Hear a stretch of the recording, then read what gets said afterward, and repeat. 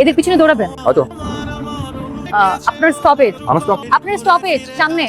ও চলে আস। আচ্ছা ঠিক আছে, আমি আসি। ওকে, এটাই মামা স্টপেজ। এই তোমার আমার অনুরণ, তবে থেকে যেও আরো কিছুক্ষণ, দেরি করে ফিরে আসা এই ভালোবাসা। জি বলুন।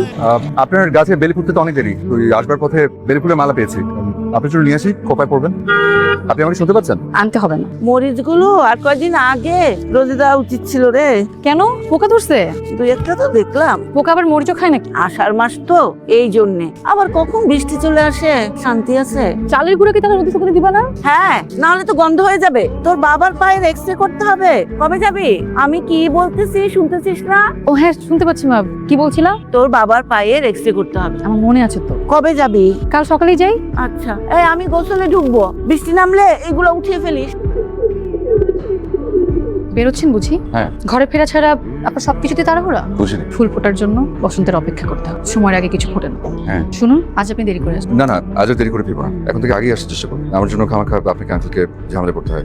আজও দেরি হবে। না, আজ আপনি দেরি করে আসবেন। বললাম তো আমার দেরি হবে। আমি বললাম আজ আপনি দেরি করে আসবেন। কেন? বাবা ঢাকার বাইরে গেছে, আজ ফিরবেন, তাই আজ আপনি দেরি করে আসবেন।